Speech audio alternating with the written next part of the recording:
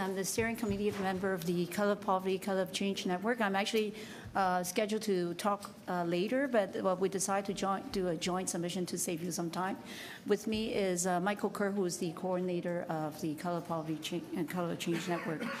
We are a network of provincial organizations and individuals working to address the growing racialization of poverty and related social exclusion and marginalization of racialized communities across Ontario.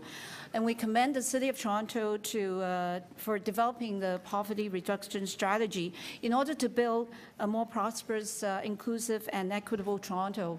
We agree with the overall vision and objectives as well as the focus in the 6 areas as laid out in the strategy. And we urge the City Council to adopt the strategy and the related action plan to ensure its effective implementation.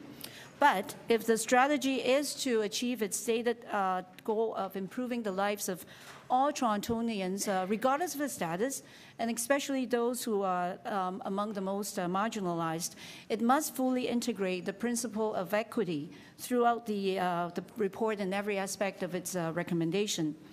As the strategy acknowledges, there is racialization and feminization of poverty in Toronto. Racialized communities, members including First Nations peoples and peoples of color, are 2 to 4 times more likely to live in poverty as compared to non-racialized groups. So to address poverty facing racialized communities specifically, the city must address persistent experience of racial discrimination by incorporating a racial equity outcome measure to be applied against all of its budgeting exercises, policies, programs, and services.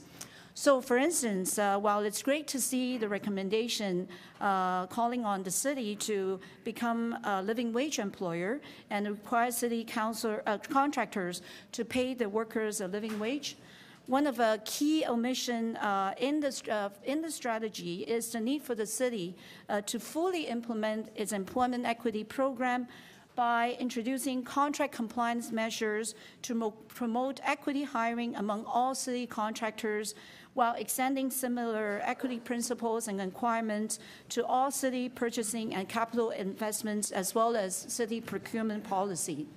And I'm going to turn over now to Michael to talk about the rest. Well, to conclude, what we think has been well appreciated by the authors of the strategy and what is reflected throughout is what gets measured gets done. We are pleased to see the city's commitment to better measure and monitor based on disaggregated data. We hope that will apply to measuring all outcomes of the poverty reduction strategy. We urge the city to clearly identify goals and specific benchmarks and indicators to monitor progress over time of the poverty reduction plan's implementation and success.